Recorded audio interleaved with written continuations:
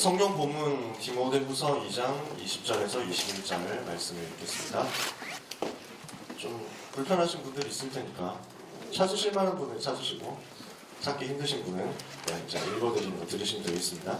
디모데후서 2장 20절 21절 제가 두 절을 읽겠습니다.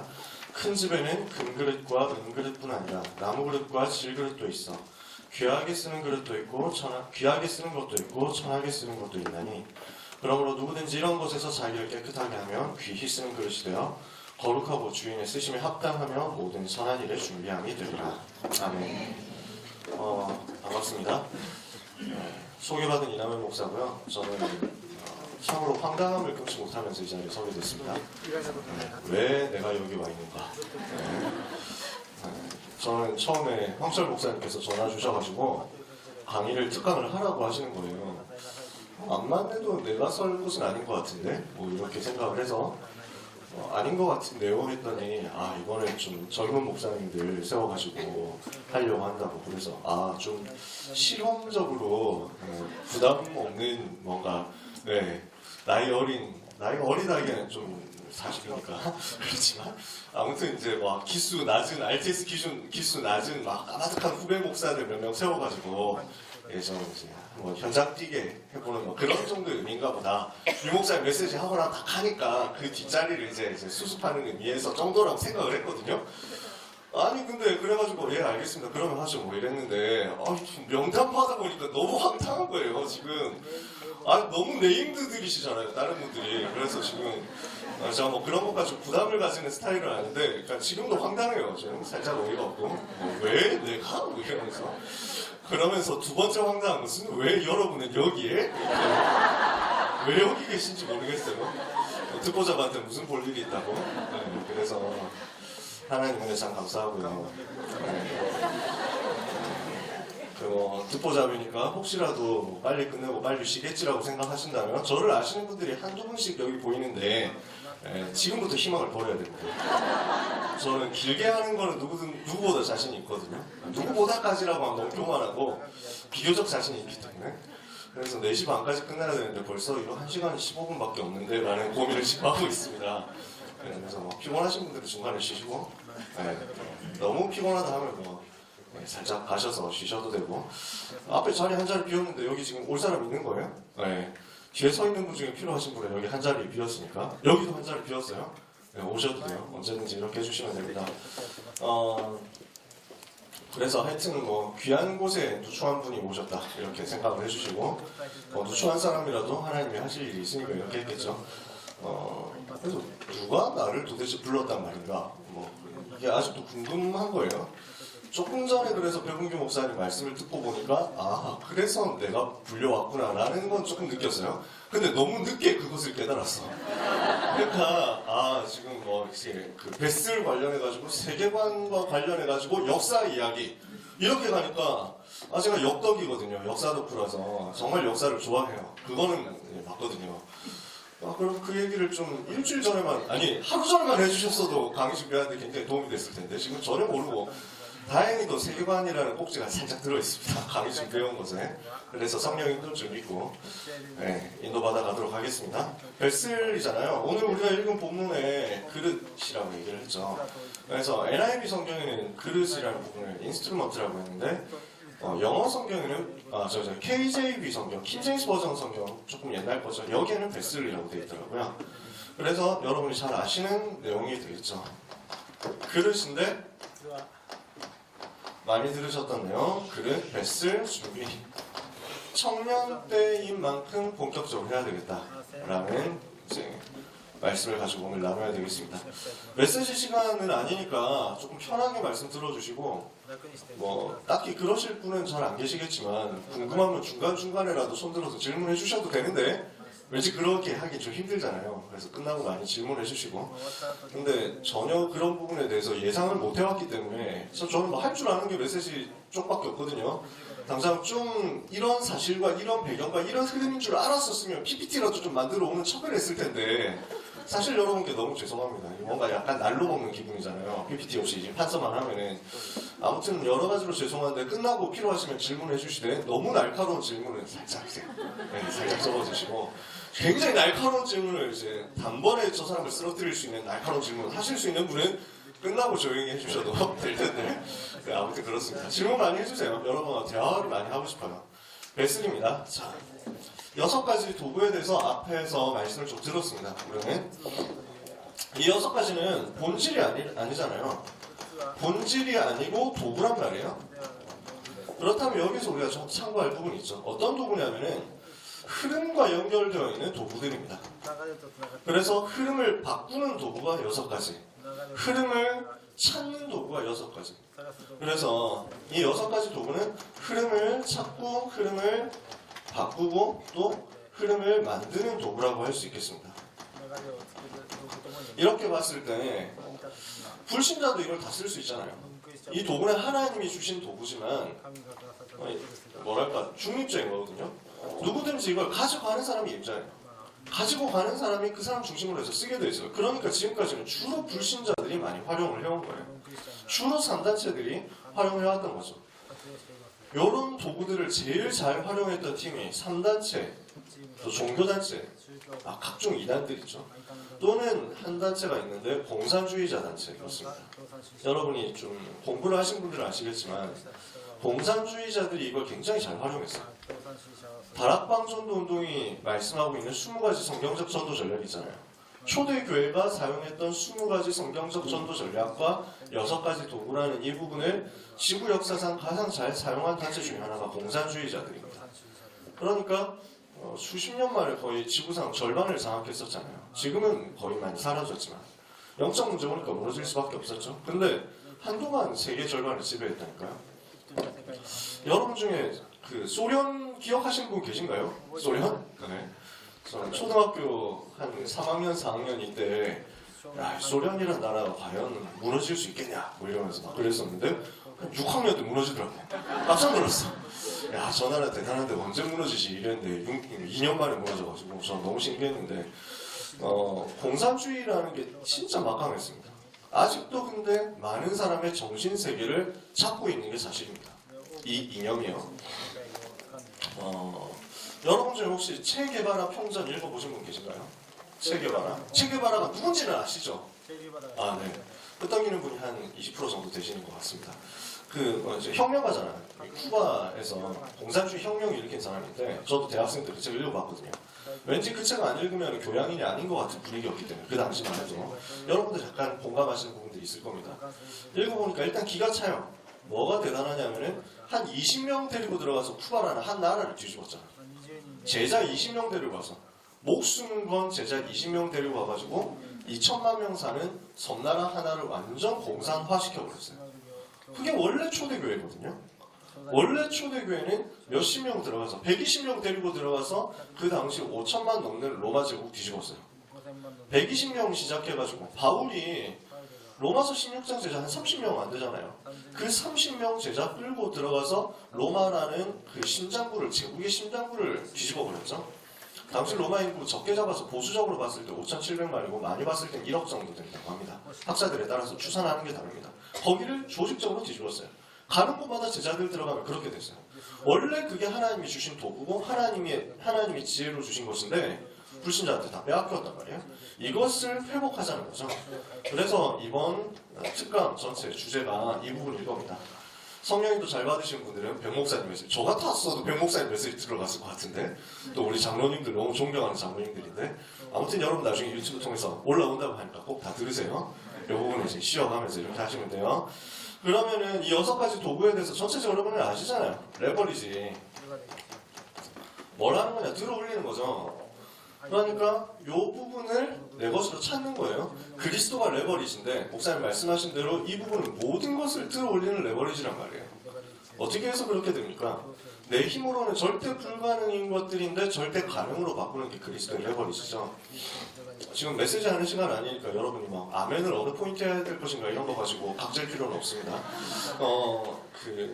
아르키메데스가 그런 얘기 했잖아요. 그러니까 옛날에 나한테 지렛대 하나 주면은 그리고 이제 막 받칠 수 있는 거 주면은 나는 지구를 들어 올릴 수 있다. 그죠? 지구를 들어 올릴 수 있을 만한 긴 지렛대가 있으면 지구 들어 올릴 수 있어요. 나 한 사람 힘으로도. 그게 레버리지란 말이에요. 나는 되게 작은 것 갖고 있는데 나의 작은 그것이 복음을 위해서 세계 뒤집는 결과로 나타날 수 있는 거예요. 그게 레버리지죠. 그러니까 그리스도 이름의 비밀이 바로 그 레버리지가 되는 것이고요. 그 레버리지를 가진 사람이 복음을 위해서 각자에게 주신 것들이 있잖아요. 이런 부분들이 전부 레버리지죠. 마태복음 28장에서는 이 부분을 뭐라고 했냐면 모든 민족을 제자 삼는 것이라고 얘기했습니다. 예수님이 제자 운동을 두고 다민족 제자 운동을 두고 레버리지를 주셨고 마가복음 16장에서는 만민에 가서 치유하라고 레버리지를 주셨죠. 또 요한복음 21장에는 후대 렘넌트 운동을 가지고 레버리지로 삼아라. 요 세 가지가 합쳐져가지고 아까 좀 말씀하셨잖아요. 237 치유 서밋 요 세 가지가 합쳐져가지고 사도행전 1장 8절 땅 끝까지 가도록 만드는 응답으로 나타난단 말이에요. 그래서 요 레버리지 가지고 있는 사람이 예수님이 지금 레버리지를 마태복음 28장, 마가복음 16장, 요한복음 21장에서 제자들에게 차례로 40일 동안 집중훈련 할 때 알려주셨죠. 그죠? 요 레버리지를 가진 사람이 뱃을 준비하면 돼요. 요 부분을 뭐라고 설명할 수 있냐면 사도행전 1장 8절 실현할 수 있는 그릇이라고 볼 수 있습니다.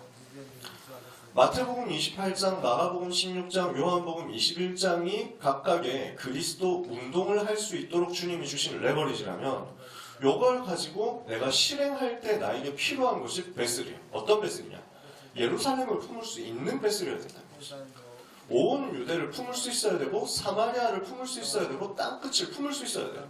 여기에서 갈려나가는 거예요. 시대의 주역이 될 것이냐 안 될 것이냐. 이게 레버리지는 말씀 듣고 있는 여러분들이라면 다 소유할 수 있습니다. 메시지 속에서 다 주셨어요. 여러분 개개인에게 처음부터 다 주셨어요. 여러분에게 주신 나의 현장 있잖아요. 이게 전부 레버리지 될 수 있거든요. 이 부분을 가지고 어떻게 내가 쓰임을 받을 것이냐, 얼마나 쓰임 받을 것이냐 라는 것은 뱃을 준비한 만큼에 따라서 결정된다고 할 수 있습니다. 자, 다 아시는 얘기잖아요. 요거 준비해가지고 트랜스미션 하는 거예요. 뭡니까? 변화일으키는 거죠. 사도행전 2장, 사도행전 3장 이거는 트랜스미션이거든요. 현장 변화시키는 거예요. 실제 변화를 시키는 거예요. 그러면 여기까지는 내가 체험할 수 있는 부분입니다. 여기까지는 여러분이 청년 때 당장 체험할 수 있는 부분입니다. 청년 때 당장 가지실 수 있는 거예요. 이해가 되시나요? 레버리지 준비를 여러분이 하실 수 있습니다. 지금 당장. 그리고 뱃을 지금 당장 가질 수 있습니다. 트랜스미션 현장 가셔서 실제로 실행해 볼 수 있습니다. 내가 있는 작은 현장에서 작은 현장을 변화시키는 응답들을 기도 속에서 찾아내셔야 되는 거죠. 이렇게 하고 있으면 그 이후에 따라오는 것이 한 시대에 대한 작품들입니다. 노바디고요. 제가 한글로 쓰니까 너무 없어 보이네요. 영어로 쓸걸. 네. 근데 영어로 쓰면 시간 잡아먹어서 노바디.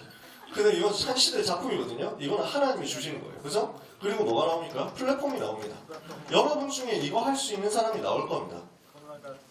우리는 플랫폼이라고 말잖아요. 우물이다 뭐 이런 부분들 유목사 말씀하시고 기차역이다 뭐 공항이다 말씀하셨는데 여러분 당장 플랫폼 알고 계십니다. 유튜브가 플랫폼이죠. 트위치가 플랫폼입니다. 다 알고 계세요. 그죠? 이걸 가지고 제일 좋은 플랫폼 사례 중에 하나가 스팀이죠. 스팀 하시는 분 계십니까? 스팀 이용자 계세요? 그러니까 네 감사합니다. 두 분이 호응해 주셨습니다. 저도 스팀 유저로서 게임 하나를 구매했는데 그래서 이 플랫폼 만들어 놓으니까 뭐 인디 게임 제작하는 사람들이고 뭐 이렇게 해가지고 와서 여기서 다 활용해서 이쪽으로 자기 게임을 퍼뜨리잖아요. 전에는 게임 CD 사가지고 와가지고 설치하고 이렇게 했었는데 지금은 그럴 필요가 없죠. 계정 하나 만들어 놓으면 그 계정에서 어디를 가든지 그 게임으로 계속 내려받을 수 있단 말이에요. 뭐 환불도 할 수 있고 이런 하다가 아니다 싶으면 환불할 수 있고 여러 가지 지금 실험을 한단 말이에요. 그러니까 이용자나 생산자나 전부 다 이 플랫폼에서 모여가지고 어마어마한 것들을 창출해내는 거예요. 그럼 이 플랫폼 가진 사람은 자기의 플랫폼 안에서 그 흐름을 만들어내게 되는 거죠. 큰 흐름을요. 그리고 유튜브 플랫폼 여러분들이 쓰시니까 아시겠지만 페이스북이나 인스타나 이런 걸 쓰시니까 아시겠지만 이 플랫폼을 가진 사람에게 있는 굉장히 힘이 있습니다. 플랫폼 가진 사람은 전체를 흐름을 통제할 수 있게 돼요. 그죠?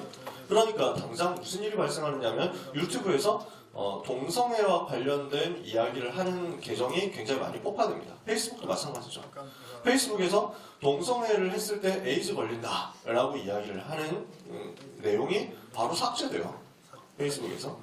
제가 페이스북 친구들 중에서 그런 분들을 몇 번 이제 보는데 이제 반동성애 운동을 하시는 분이 있어요. 영적인 부분을 가지고만 하시는 거죠. 이분들은 랩너트 대회 때도 그때 특강 오셨어요. 세계 랩너트 대회 때도 이렇게 일부러 오신 분들이에요. 근데 이분들의 활동 속에 뭐가 들어있냐면은 2018년 제가 봤을 때 2018년 한 해 동안 한국에서 발생한 에이즈 환자 99%도 아니고 100%가 남자 동성애자였다라고 팩트를 써서 올렸어요. 근데 페이스북에서 그 글은 잘리고 그 다음에 그 계정은 석 달간인가 정지당했어요. 그게 플랫폼을 가진 사람의 힘이죠. 기분 나쁘다, 딴 데 간다 라고 해버리면 되는데 문제는 그 플랫폼에 너무 많이 모여있는 거야. 이걸 가지고 뭐 우리 입장에서야 뭐 우리끼리 만나가지고 얘기할 수 있고 메시지로 얘기할 수 있고 뭐 페이스북 우리를 핍박하든 말든 우리는 현장 간다 이렇게 하면 되는데 랩너트들의 세계관이 여기에 하나씩 잠식되어가고 있는 거죠. 요 플랫폼인데 플랫폼 전쟁이거든요. 그래서 요거 뒤집는 것을 하나님은 여러분에게 앞으로 주실 거예요. 내가 요거 하고 있는데 그죠? 노바디 작품 만든 사람에게 플랫폼 가질 수 있는 힘이 생기고 이 사람을 중심으로 제자들이 모여들면 이 제자들 중심으로 전체가 일어나서 시너지를 일으키는 아웃소싱 따라옵니다. 자, 그냥 6가지 적어놓은 거예요. 여러분 너무 막 보려고 애쓰실 필요도 없으십니다. 자, 다 아는 얘기예요. 그렇다면 레버리지는 뭔가 기능적인 부분이라면 베슬은 자세하고도 연결되어 있습니다. 상태하고 연결되어 있습니다. 이것을 보고 오늘 우리는 베슬에 대한 이야기를 좀 하려고 합니다. 그러면 3가지 베슬을 준비하려고 오늘 준비를 해야 되겠는데요. 뭐 우연찮다고 할 수도 있고 원래 메시지 흐름이 다 그러니까 그렇다고 할 수도 있는데 오늘 유 목사님이 강의에서 다 말씀해 주셨던 부분이라고 저는 생각합니다. 3가지 그릇 준비인데 개인의 그릇 준비가 있고 현장 그릇 준비가 있고 미래 그릇 준비가 있다. 이게 제가 준비해온 그 내용이었어요. 근데 오늘 아침에 다 나왔어요, 사실은. 그래서 1시간 15분은 그래도 해야 되니까. 자, 개인의 베슬 준비인데 똑같이 복음을 받았는데 어떤 사람은 모든 문제 해결이 실제로 되고 어떤 사람은 모든 문제 해결이 맞다는데 왜 나는 잘 안 될까? 라고 되는 경우들이 있습니다. 이 부분은 사도행전 1장 8절과 내가 연결돼 있냐 안 돼 있냐 하고 관계가 있죠.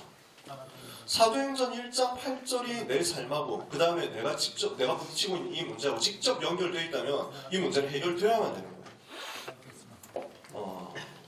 이런 부분들을 제가 다 백운규 목사님께 배웠거든요. 백 목사님은 그 사실을 전혀 모르시지만 왜냐하면 저는 개인적인 친분이 없는 분이기 때문에 백 목사님이 그래서 혼자 그런 뜨끔한 생각도 했습니다. 혹시 내가 백운규 목사님 성대모사를 가끔 한다는 걸 알고 들켜가지고 여기 불려온 건 아니겠지 뭐 이러면서 제가 가끔 하거든요. 이 자리에서 할 수 없어. 바로 옆방에 계시니까요. 그 다음에 제가 가끔 한다는 걸 여러분이 막 어디 가가지고 보내시면 안 되고요.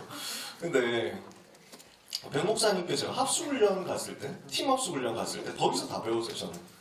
사실상 제가 전도운동 하는 것도 96년 2월달에 백운규 목사님 통해서 그때는 전도사님이었던 백운규 목사님을 통해서 받은 합숙 메시지 가지고 지금까지 계속 하고 있거든요. 그때 백 목사님이 해주셨던 얘기였어요. 사도행전 1장 8절의 성취에 대해서 얼마나 민감하냐에 따라서 사실은 응답이 결정된다. 내가 응답이 있냐 없냐라고 하는 것은 중요한 게 아니에요. 우리는 응답 받아도 되고 안 받아도 돼요. 그렇지 않습니까? 내가 증거 있어도 되고 없어도 되죠. 그렇지 않습니까? 그리스도 받았는데 더 이상 필요 없잖아요.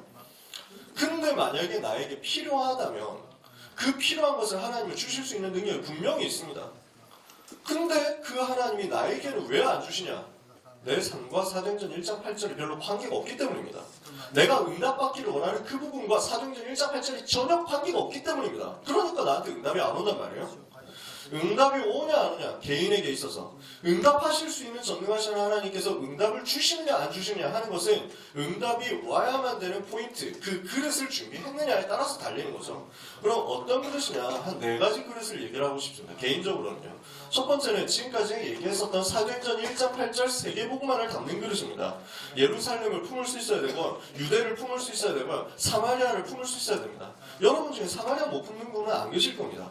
근데 사마리아라는 부분을 우리가 실질적으로 현장에서 봤을 때 다민족 예를 들어서 저기 외국인 노동자 이렇게 하면은 얘기하면 당장 조금 달라지는 색깔이 달라지는 부분이 있을 거란 말이에요.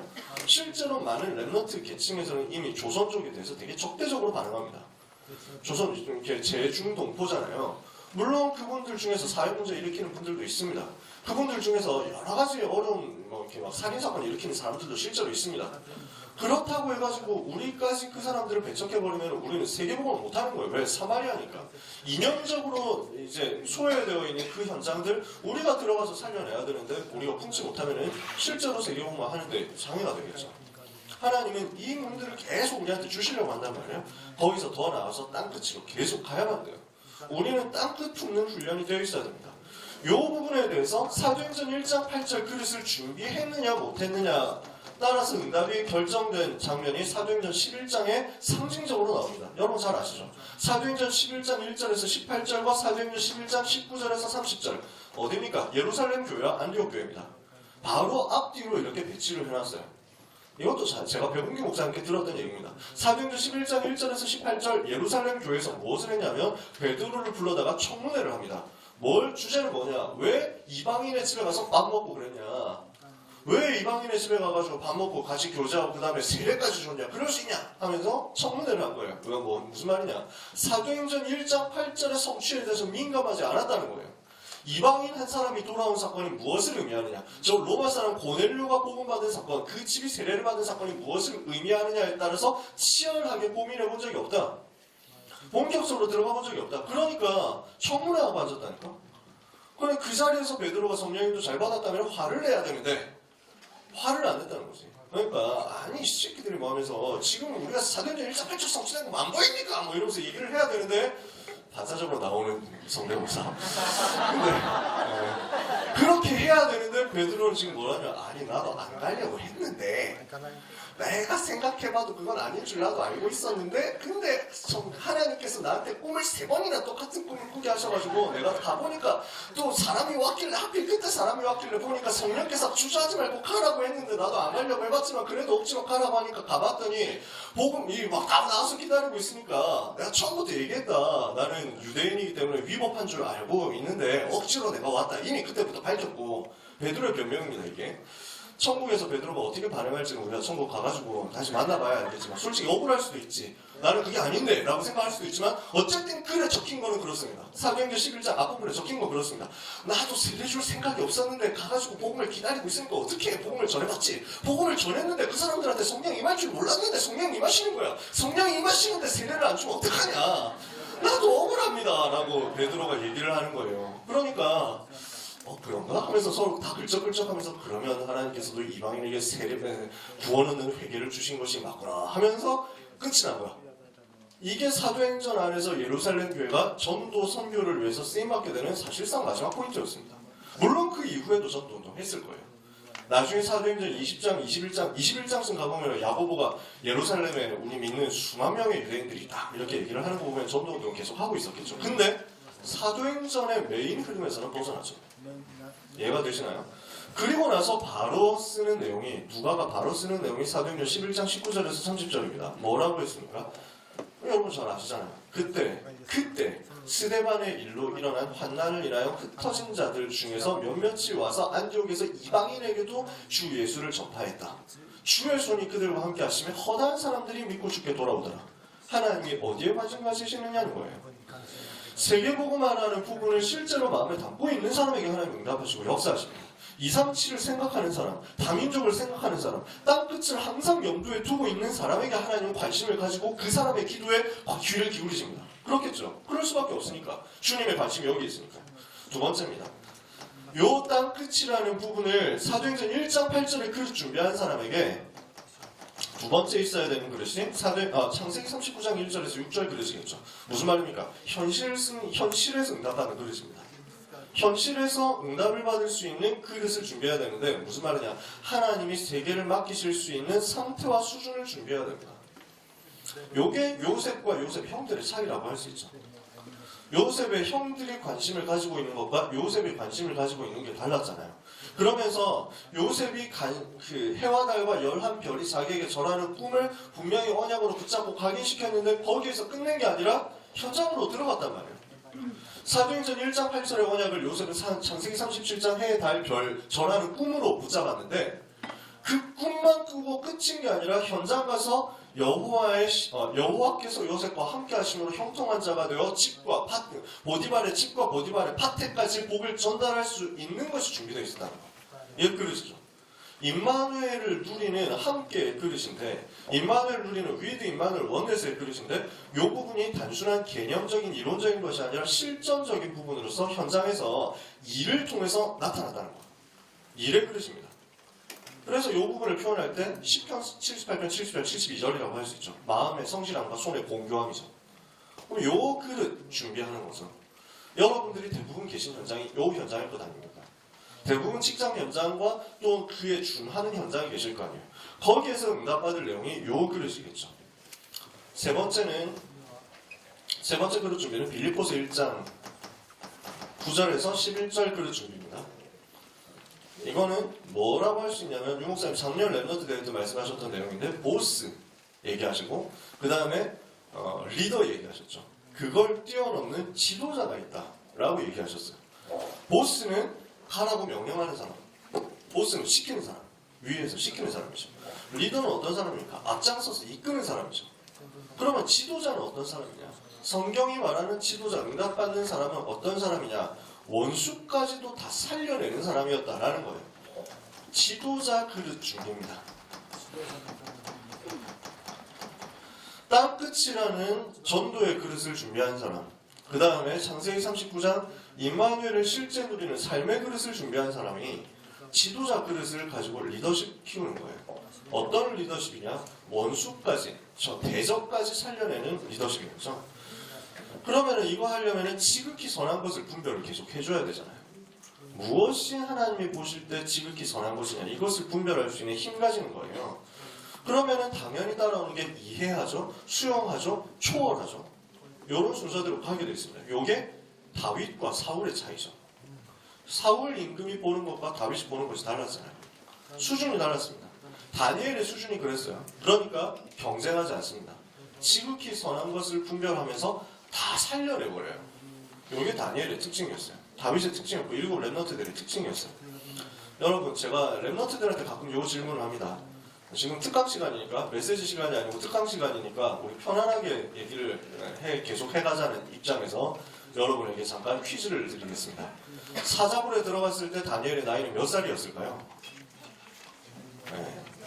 사자굴에 들어갔다가 살아나왔을 때 다니엘의 나이는 대충 몇 살이었을까? 제가 숫자가 적었으면은 한 명 한 명 찍고 손 들어가지고 막 이렇게 퀴즈를 냈을 텐데 숫자가 많으니까 자, 여기서 한번 설문조사 들어가겠습니다.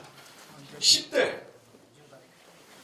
좋습니다. 네, 손 내리시고 20대였다. 그때 다니엘이 20대. 30대였을 것이다. 40대였을 것이다. 50대. 60대. 70대.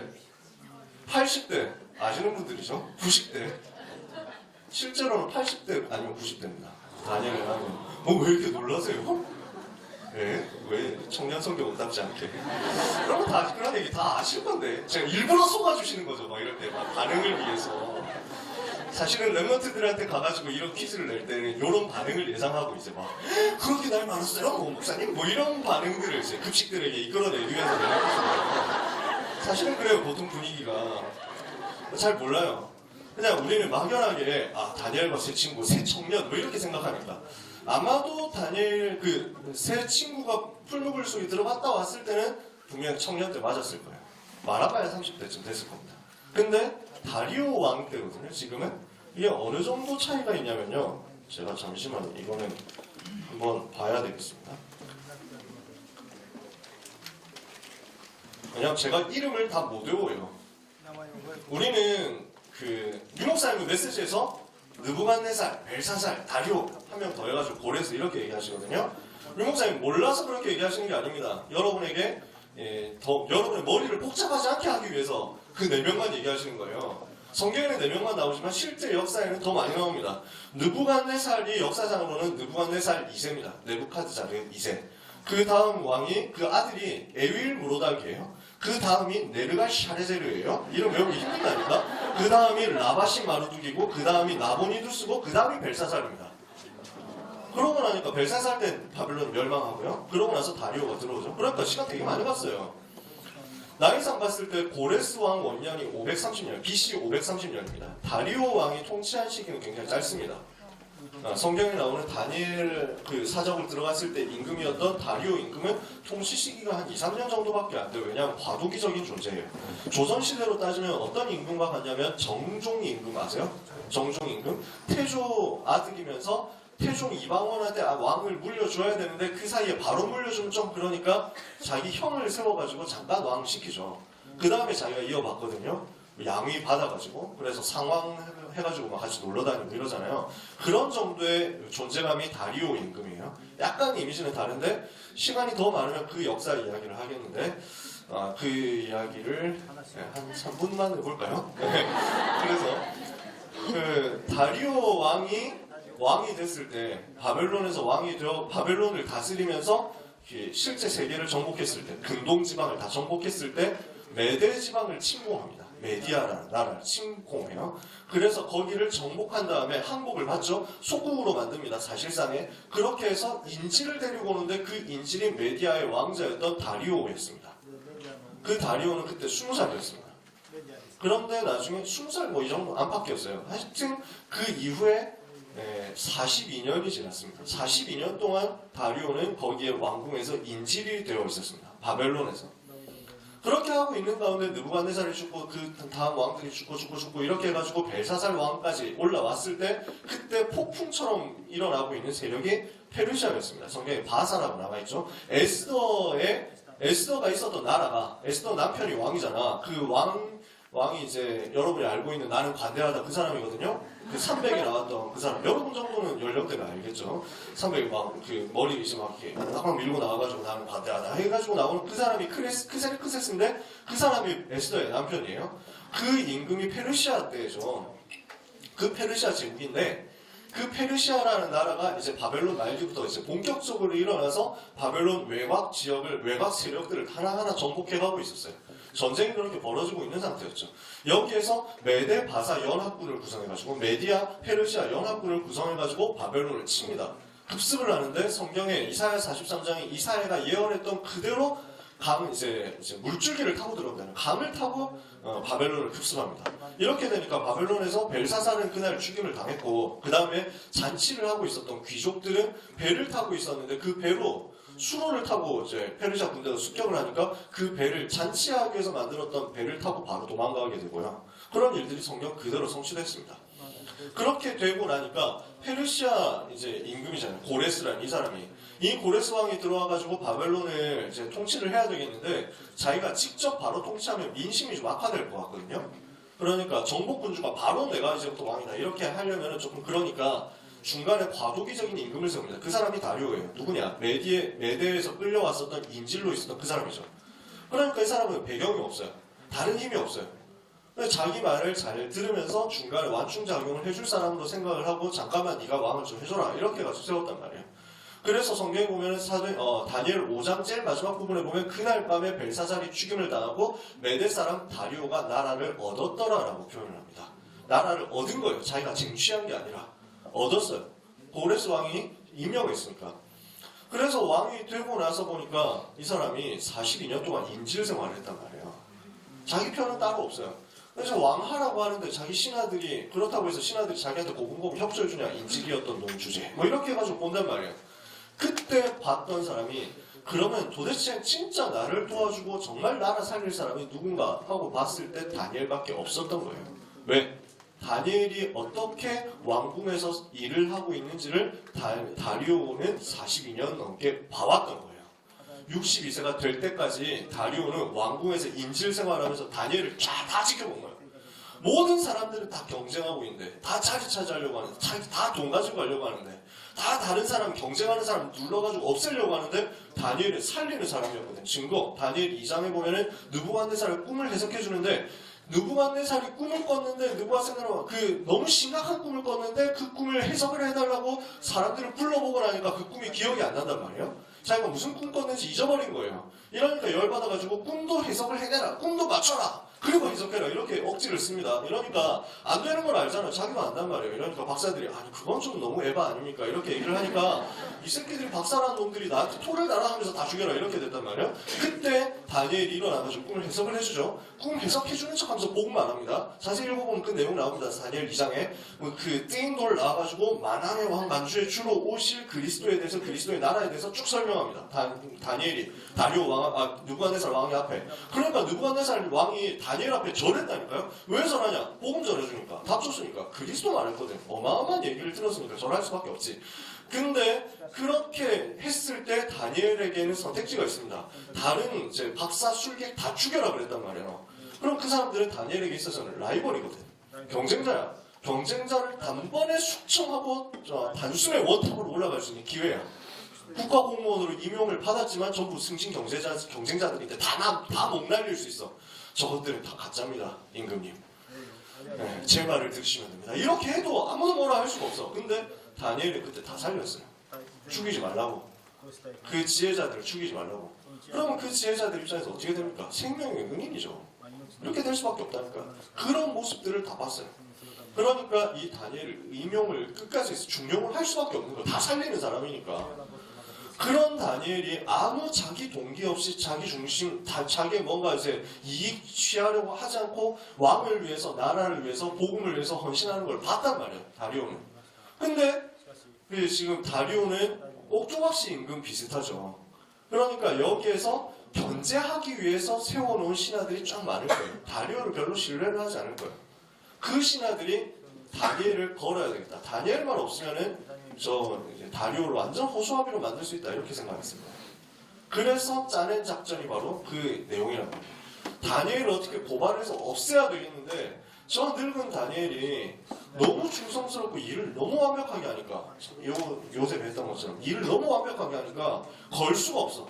걸 방법을 연구를 한 거예요. 하다가 보니까 종교 아니면 못 걸겠다. 좋다, 이걸로 하자. 이렇게 해가지고 법을 만듭니다. 임금님 외에는 다른 신을 섬기지 못하게 합시다. 한 달 동안. 그러면 이게 지금 사실은 고육지책이란 말이에요. 왜냐하면은 다리오 임금 입장에서도 이게 무엇을 노리는지 다 알고 있어요, 솔직히.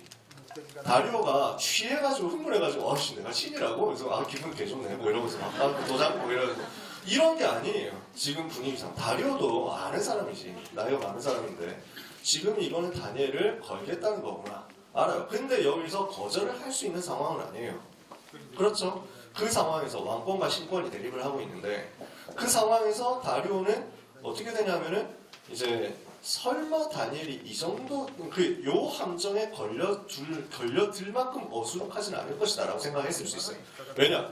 다른 신에게 기도하지 말도록 합시다 라고 하는데 기도를 꼭 눈에 보이게 해야 됩니까? 그럼 집에 가서 누워서 자기 전에 누워가지고 눈 감고 주는 거 있으셔. 아무도 모릅니다. 그렇잖아요. 예수님이 골방에 들어가서 기도하라 했다니까? 화장실 가가지고 문 닫아 잠그고 기도하는데 누가 알겠어요? 아무도 못 알리는 거예요. 아마 다리오 임금은 다니엘이 알 것이다. 그리고 이 함정에 걸려주지 않을 것이다. 알고 있었을 것 같아요. 그러니까 오케이 해봐 이렇게 한 거죠. 근데 다니엘은 알고 있었어요. 이때 모든 페르시아의 전체 사람들, 바벨론 이 전체 사람들이 나를 주목하고 있다라는 걸 알았을 거예요. 요 법률을 가지고 왕궁 안에 있는 전체 국가 공무원 전체가 나를 주목하고 있다는 것을 알았을 거예요. 그리고 자기는 나이가 많단 말이에요. 이제 복음 회복을 위해서 포로에서 돌아가야 되는 그 영적 싸움, 포로에서 돌아가서 성전 회복해야 되는, 남은 자 성전 회복해야 되는 그 싸움을 두고 자기의 생의 마지막이 다가오는데 내가 여기에서 비겁하게 생을 구차하게 유지하는 것을 보여줄 수 없다. 다니엘은 그렇게 깨달았습니다. 일부러 문 열어놓고 기도한다니까요. 일부러. 나는 여기에서 지금 다니엘은 자기가 나이 많다는 거 알고 있어요. 다니엘이 포로로 끌려온 때가 BC 605년입니다. 다니엘이 고레스왕 원년까지 있었는데 그게 BC 530년입니다. 그렇다면 이게 75년이잖아요. 포로로 끌려와서 75년 동안 왕궁에 있었습니다.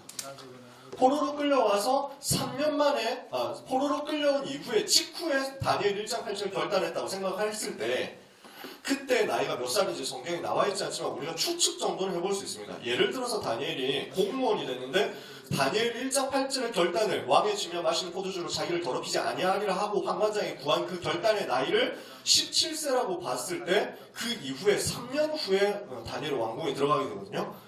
성경 보면 나와 있어요. 3년 후에 그들을 왕 앞에 모셔 서게 될 것이라 나와 있어요. 3년 후에 공무원이 됐습니다. 그러니까 3년 후 공무원 되는 나이를 우리가 적게 잡아가지고 20살이라고 쳐봅시다. 그러면 그때 결단했던 나이는 17세예요. 포로로 끌려왔을 때 나이를 17세라고 가정해보면 17 플러스 75 했을 때 다니엘이 고레스왕 원년까지 국무총리 은퇴할 때 나이는 몇 살인가요? 92세 정도 되는 겁니다. 다리오 왕이 짧게 다스렸다는 생각을 해봤을 때 80대 후반, 90대 초반입니다. 다니엘은.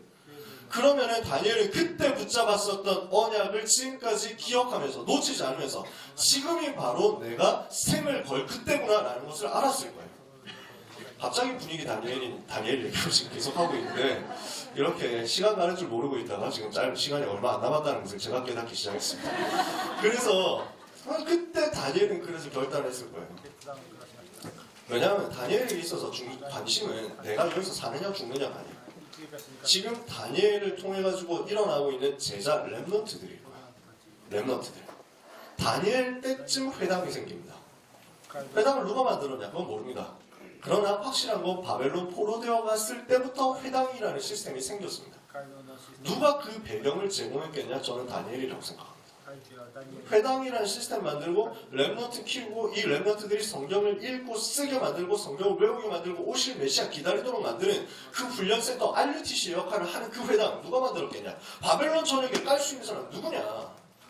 그러면 다니엘만큼 그 역할을 해줄 사람 없거든요. 그렇다면 그리고 그 실제적인 증거로 다니엘 이후에도 기라성 같은 인물들이 나옵니다. 누굽니까? 총독 스룹바벨입니다. 느헤미야 같은 사람입니다. 에스더 같은 사람이고요. 에스더의 배경이 되었었던 모르드게는 총리까지 역임합니다. 그냥 갑자기 총리 시킵니까? 왕비한테 친척이라고 해서 총리 갑자기 시킵니다. 그럴 수가 없잖아요. 실력이 있어야 가능하지. 그렇다는 말은 학사, 에스라, 대제사장, 여호수아 이런 사람들을 비롯한 수많은 출바벨론 이후에 인재들을 일으켜 세우는 시스템을 다니엘을 만들어 놓고 지금 키우고 있었다는 말이 됩니다. 다니엘은 그 상황에서 결단하는 거예요. 어떤 결단이냐? 내가 지금 키우고 있는, 준비시키고 있는 이 렘넌트들 앞에 전도자가 비겁하게 생을 유지하기 위해서 기도 숨어서 하는 모습 보여줄 수 없다라는 거예요. 이때는 내가 영적 싸움 할 때다. 생을 걸고 도전하는 것이다. 하나님께서 부르시는 때가 이때라면 나는 이때 천국으로 가는 것이다. 이 결단에 여러분이 아시는 대로 하나님은 성경으로 역사하셨던 거죠. 자, 제가 무슨 내용을 지금 이야기하는지 아시겠습니까? 지도자 그릇이라는 건 그 정도입니다. 굉장한 거예요. 시간 너무 많이 가가지고 한 가지만 더 얘기할게요. 개인 그릇에 대해서. 요한일서 4장 7절 8절을 비롯해서 수많은 성경 구절에서 성경은 사랑에 대해서 이야기를 하고 있습니다. 사랑을 어떻게 해야 되느냐? 복음을 사랑해야 되겠죠. 교회를 사랑해야 되겠죠. 현장 사랑해야 되겠죠. 요 그릇을 여러분이 청년 때 끝내셨으면 좋겠어요. 청년 때 준비를 끝내줘야 됩니다. 중직자 되기 전에. 그러니까 나는 다른 어떤 것도 없고 복음 사랑하는 그 중심 때문에 생을 거는 것이다. 이게 여러분 속에 있었으면 좋겠어요. 그러니까 여러분 개인에게 주님이 질문하시는 거예요. 요한의 아들 시몬아, 네가 이 사람들보다 나를 더 사랑하느냐? 내가 주를 사랑한 줄 주께서 아시나이다. 내 양을 먹이라. 요 이명계약의 소통의 키가 주님 사랑하는 그거잖아요. 벌써 청년들은 사실은 현장을 알고 세상을 알고 돈이 어떤 것인지를 조금 아는 세대 아닙니까? 현실이 어떤 것인지를 아는 세대 아닙니까? 그 앞에서 변질될 수 있는 많은 리스크들이 다가옵니다. 절대 흔들리지 않고 복음에 대한 사랑으로 일심해야 돼요. 교회에 대한 사랑으로 전심하고 현장에 대한 사랑으로 지속할 수 있어야 돼요. 이게 지도자가 가질 사랑입니다. 세계복음을 할 개인이 가질 사랑의 그릇입니다. 이것 때문에 조용히 현장에서 진짜 아무도 알아주지 않아도 괜찮다라는 복음 사랑하기 때문에 이 복음 위해서 나는 살 것이다. 교회 사랑하기 때문에 교회를 위해서 아무도 알아주지 않는 곳에서 RUTC 뉴스에 얼굴 한 번 나오지 않아도, 저 화면에 얼굴 한 번도 잡히지 않아도, 아무도 알아주지 않는 그곳에서 나는 복음을 사랑하면서 교회를 사랑하면서 현장을 사랑하면서 생명 살리는 전도자 될 것이다. 요게 여러분의 그릇이 되었으면 좋겠어요. 요게 바울이 했던 거거든요. 근데 사도행전 속에 숨겨져 있는 바울의 행적인데 한 10년에서 12년 정도 걸리는 그 시간입니다. 그 얘기를 해야 되는데 시간이 없는 관계로 나중에 여러분 한번 찾아보세요. 진짜 조용히 이름 없이 현장 들어가는 시기가 있다니까.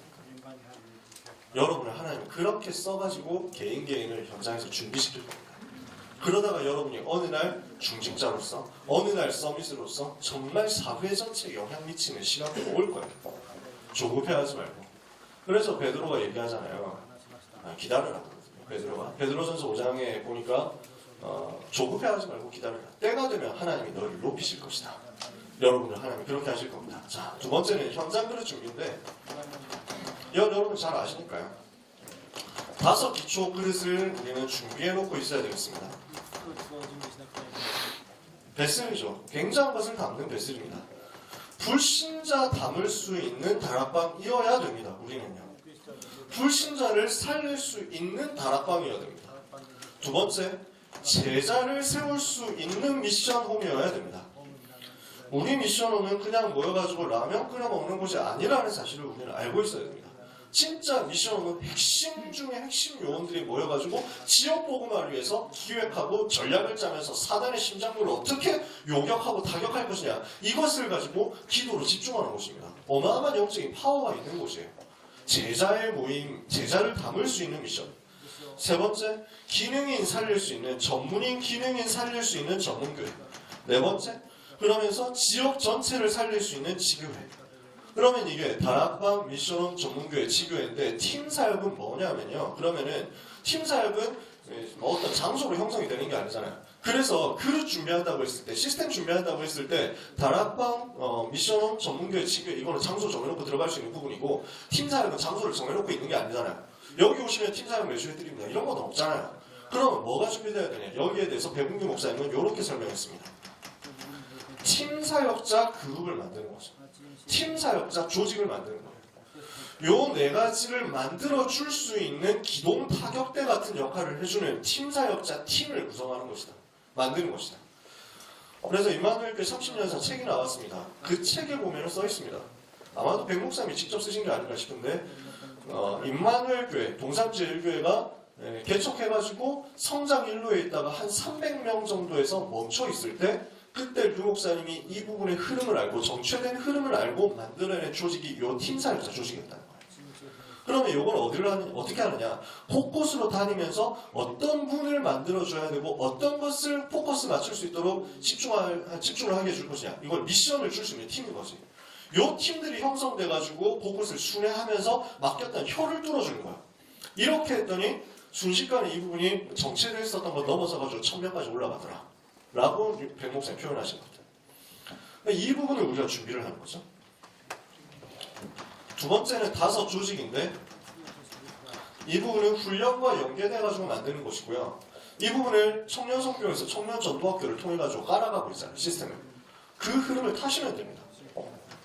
그러면서 세 번째가 오늘 목사님 말씀하셨죠. 결론에서 말씀하신 교회의 그릇인데 237, 24, 치유 24, 서밋 24 할 수 있는 교회의 그릇입니다. 우리는 이것을 만들 수 있도록 오늘 말씀하셨던 그대로 묵상 시스템 만들 수 있어야 됩니다.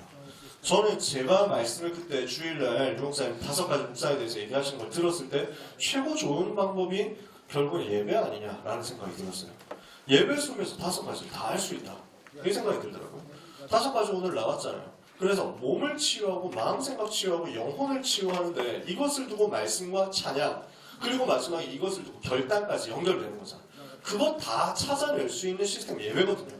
그렇다면 우리는 237 치유 서밋 24 할 수 있는 예배 시스템을 교회 안에서 어떻게 셋업할 것이냐 여기에 대한 구체적인 기도를 가지고 있어야 되고 도전을 할 수 있어야 되겠죠. 아마도 작은 교회라면 이 부분을 하기가 더 쉬울 겁니다. 더 좋은 조건일 겁니다. 얼마든지 많이 도전하고 시도하고 기도하면서 움직여 볼 수 있는 부분이니까. 응답을 여러분들이 받으셨으면 좋겠습니다. 그래서 유 목사님은 베슬이라는 부분을 두고 집중적으로 얘기하셨던 내용이 뭐냐면 플렉서빌리티거든요. 유동성 있는 조직이라는 얘기를 하셨어요.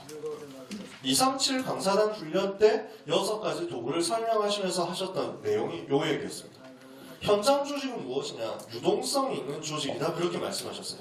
언제든지 현장을 파고들 수 있어야 되고 현장의 대상자와 제자들을 파고들 수 있어야 되고 언제든지 만나러 갈 수 있어야 되고 언제든지 이 부분을 미션 중에서 확인할 수 있어야 되고 그래서 이것을 유동성 있는 조직 어디든지 파고들 수 있으니까 손자병법을 제가 좋아하는데 너무 전문적으로 들어가면 좀 그렇지만요. 손자는 이것을 보고 뭐라고 표현했냐면 무형이라고 표현했습니다. 형태가 없다는 거예요. 쓸 자리가 없어서.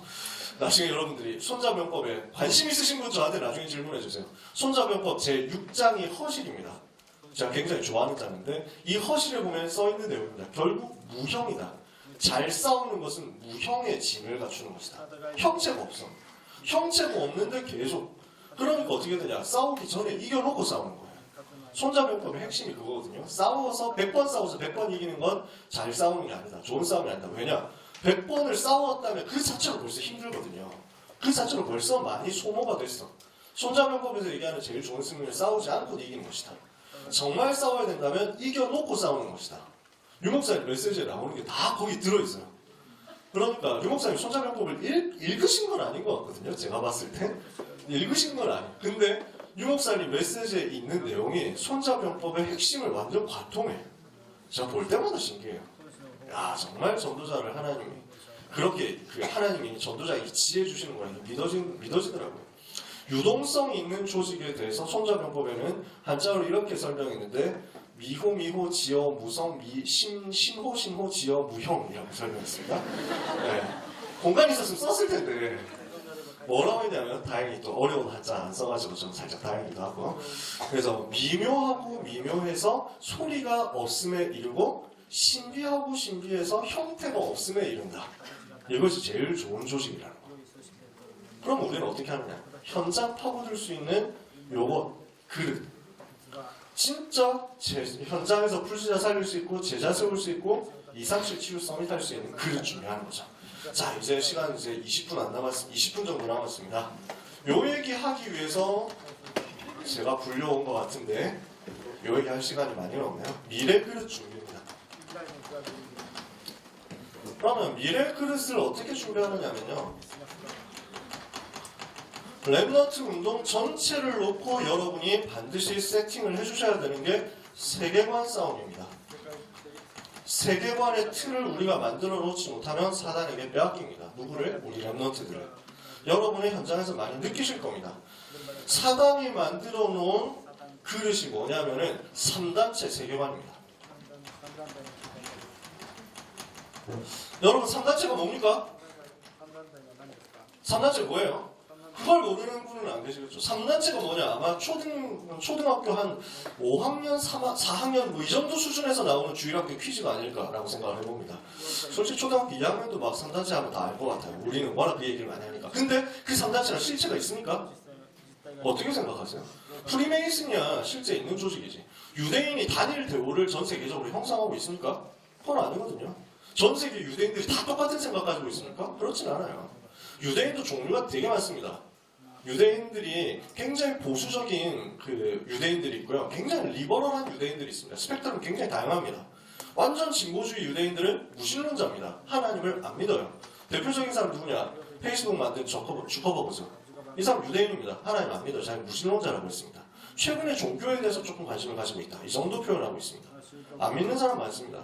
아주 원리 원칙대로 하고 있는 그 사람들은 실제 여기 구레나루 이렇게 이어가지고 따가지고 모자 쓰고 다니면서 하는 그런 사람들이고, 근데 그런 사람들 아닌 굉장히 월스트리트에서 성공한 그런 사람들은 거기하고 좀 다릅니다. 제가 다큐멘터리 같은 것들을 많이 봤는데 아무리 봐도 여기 접점이 없어요. 달라요.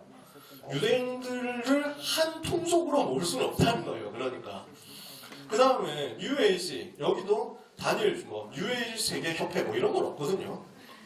다 그냥 자기 나름대로 하고 있는 것들이에요.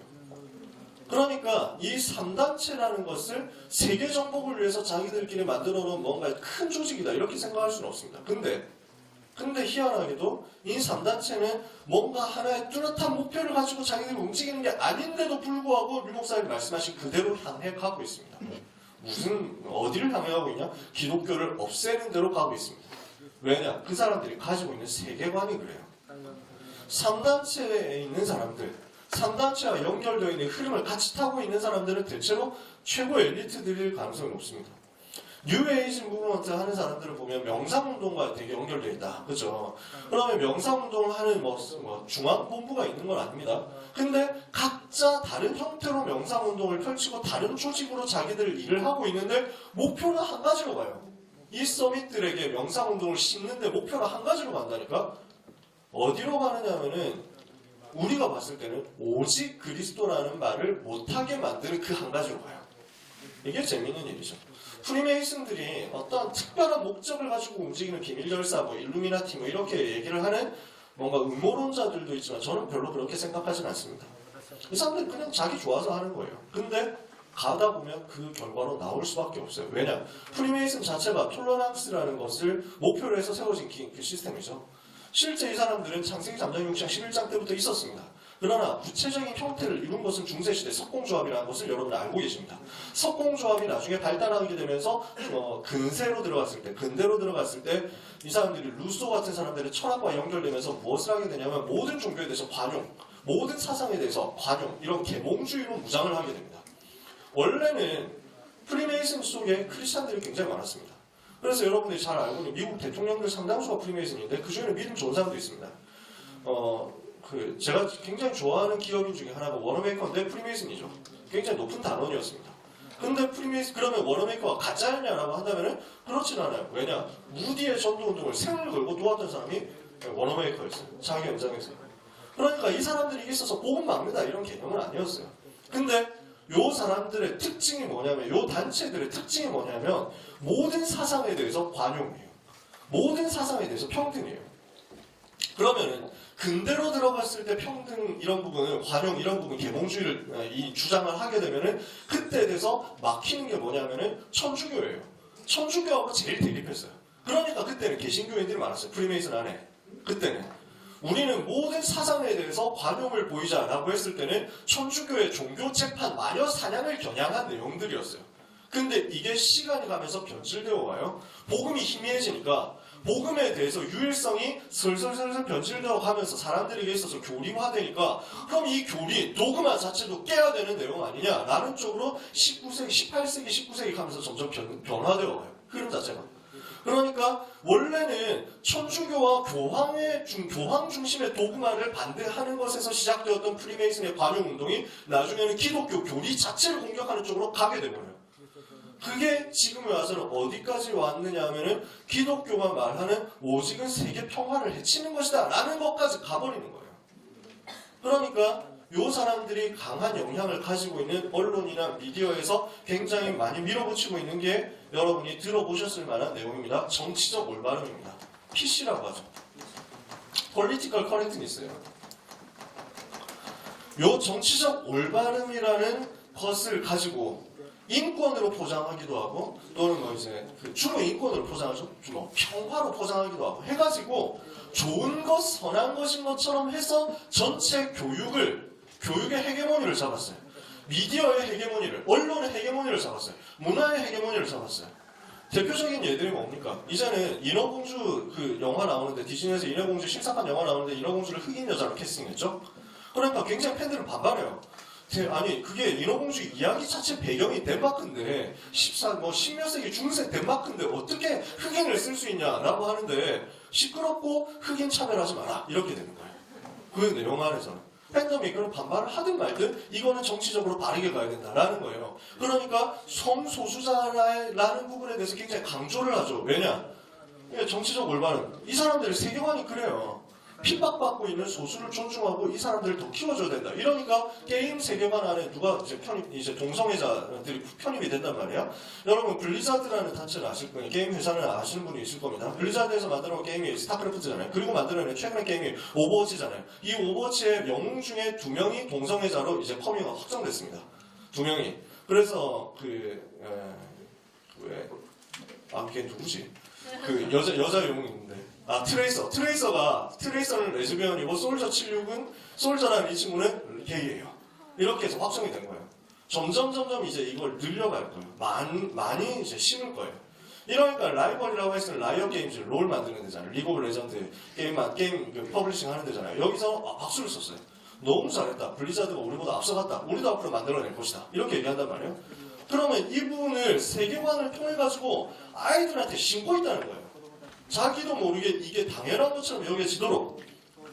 그러니까 여론 안에서 어떻게 형성이 되냐면 이미 20대, 30대 커뮤니티 안에서는 동성애를 가지고 뭔가 아니다라고 얘기한다면 그건 벌써 시대 뒤떨어진 혐오주의자로 레테르가 붙어지게 됩니다. 이미 그렇게 형성이 되어 있어요. 여러분 밖에 있는 현장에서도 상당히 많이 그런 내용들이 잠식되고 있을 거예요. 주로 대학 현장 거기 완전 사로잡혀 있죠. 대학의 이념, 대학의 학문적 공간, 담론의 공간 모두 여기에 지금 밝혀 있는 상황이에요. 장악당해 있는 상황이에요. 그리고 이 부분을 주도하는 게 지금 언론이란 말이에요. 그 언론사 사주들이 누구냐면 유대인들이에요. CNN 사주 유대인이잖아요. 월스트리트 저널, 뉴욕타임스, LA타임스 다 유대인들이 갖고 있잖아요. 그러니까 이 사람들이 뭔가 조직적으로 움직이는 게 아닌데 가보니까 유목사님 말씀하신 그대로 한 가지 목표예요. 기독교를 없애겠다는 거예요. 희한한 일이에요. 근데 당연히 그럴 수밖에 없죠. 이게 사단의 목표거든요. 점점 이게 보이는 거죠. 솔직히 이 얘기 정말 많이 할 수 있습니다. 진짜 많이 할 수 있어요. 그러니까 지금 그 차별금지법의 세계에서 이게 통과되고 나니까 어떤 일들이 나냐면 미국에서는 미국에서는 직업 군인이 자기 책상에 성경 구절을 붙였다는 이유로 군대에서 해고당했어요. 잘려서 강제전역 당했다니까. 왜냐?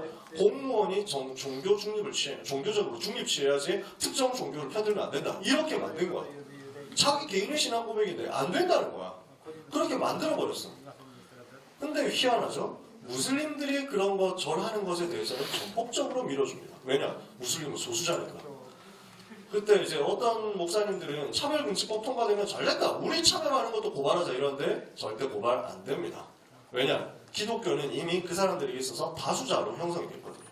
기독교는 다수 그룹이고 차별금지법의 보호 대상은 소수자예요. 그럼 그 소수자가 다수가 되면 어떡하냐? 그때는 법의 내용과 색깔을 바꾸죠. 무슬림들이 지금 소수자예요. 그러니까 보호받아요. 그 사람들이 종교 색깔 보호받아요. 이 무슬림들이 점점 숫자 늘어가잖아요. 런던 시장이 무슬림인 거 여러분들 알고 계시죠? 이러니까 점점 다수가 된단 말이에요. 어떤 마을에서는 완전 장악했단 말이에요. 이렇게 되면 무슬림의 율법, 샤리아 율법을 가지고 이 동네를 다스리겠다. 이렇게 되어버린다니까? 그렇게 바뀌어버려요. 사단의 전략이지. 희한한데 그렇게 가고 있어요. 그 무기로 사용하고 있는 게 이 폴리티컬 커렉트니스예요. 근데 문제는 저는 다 관심 없어요. 사실은 바깥에서 어떻게 되는지 사실은 괜찮아. 랩넌트만 정신 차리면 돼. 근데 랩넌트가 흔들리는 거야.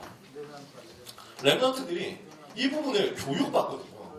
어느 정도 교육받느냐. 제가 존경하는 전도자 목사님께 연락을 받았어요. 지금 시대 흐름에 대해서 어떻게 생각하냐. 그래가지고 목사님께 말씀을 드렸거든요. 다 없어져도 괜찮지만 랩넌트마저 무너지면 희망이 없다고 생각합니다. 내 말이 그렇다 하면서 얘기를 해주시더라고요. 내가 그렇게 생각한다 하시면서 어떻게 되냐. 교회에서 어린이집을 운영하는데 진짜 전도 때문에 운영하는 어린이집이잖아요. 근데 이미 이 어린이집에도 국가 교육 정책상 뭐가 들어오냐면은 어린이들한테 예쁘다는 말을 하지 마라 이렇게 들어왔습니다. 예쁘다는 말. 왜냐? 성차별적인 말이라는 거예요. 너는 잘생겼고 너는 예쁘네 이런 식으로 해버리면 성차별이니까 직원 끌어버리고 벌점 매기고 운영을 하지 못하게 만드는 거야. 이미 교회가 운영하는 어린이집에도 이게 들어와 버렸어. 세상이 말하는 것, 사단이 만들어놓은 함정, 올무, 틀 이게 강하게 세계관으로 들어와 버렸어. 이 속에서 자라는 랩런트들이 전혀 세계관에 대해서 훈련받지 못하고 대학에 들어갑니다. 그래서 어떻게 되냐면 대학 가가지고 페미니즘에 빠져버립니다.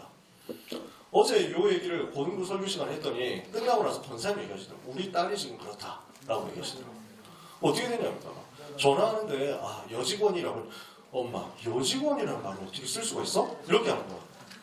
사실 그렇지 이해도 할 수 있는 부분이야. 근데 어떻습니까? 무거운 거 막 생수통 이런 거 들어준다 이러면은 남자들한테 시켜야 된다고 이건 남자들 좀 도와줘야지 하면은 되게 화낸다는 거야. Girls can do anything이거든.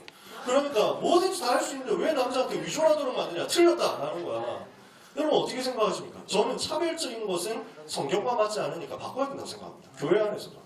교회 안에서도 우리가 우리가 복음이 아닌 유교적인 윤리가 복음인 척하면서 있는 것도 있거든요. 그건 걸러내야죠. 바꿔야지.